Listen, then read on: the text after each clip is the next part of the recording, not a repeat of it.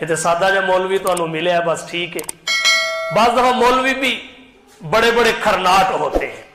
خلیفہ ہارون الرشید کے دور میں ایک خطیب صاحب تھے, وہ خطبہ دے رہے تھے. خلیفہ صاحب کا مزاج شریف تھا, وہ بھیس بدل بدل کر مختلف مساجد میں آیا جایا کرتے تھے تاکہ احوال معلوم ہوتے رہیں, رعایا کی خبر گیری ہوتی رہے.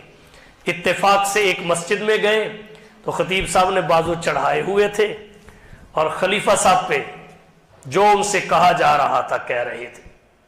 گویا اس دن موضوع تھا خلیفہ ہارون الرشید, اس میں یہ بھی ہے, اس میں یہ بھی ہے, اس میں یہ بھی ہے. جو اس کی برائیاں اور مذمتیں کر سکتے تھے کی, خلیفے کی برداشت دیکھی.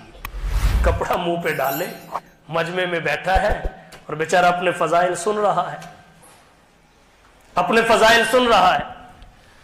ہمت تھی اس کی, اس نے مولوی کو برداشت کیا, سن رہے فضائل. جب خطبہ ختم ہوا, نماز سے فارغ ہوئے, خطیب صاحب اپنے حجرے میں چلے گئے, ملنے والے مل کے فارغ ہوئے. خطیب صاحب اب اکیلے خطبے میں ہیں, خلیفہ صاحب بھی خطبے کے بعد نماز کے بعد حجرے میں چلے گئے. جب حجرے میں گئے اپنا تعارف کرائے بغیر خطیب صاحب کو کہا, خطیب صاحب 2 سوال کرنا چاہتا ہوں اگر اجازت ہو تو. انہوں نے کہا جی پوچھیے. فرمایا پہلا سوال میرا یہ ہے, آپ بہتر اور اچھے ہیں یا موسیٰ و ہارون بہتر اور اچھے تھے؟ آپ افضل ہیں یا حضرت موسیٰ اور حضرت ہارون افضل تھے؟ کہنے لگے یہ آپ کیا پوچھ رہے ہیں, وہ اللہ کے نبی تھے, پیغمبر تھے, یقیناً وہ افضل ہیں. کہا اچھا پھر ایک جواب اور دے دیں, خلیفہ ہارون الرشید زیادہ برا ہے یا فرعون زیادہ برا تھا؟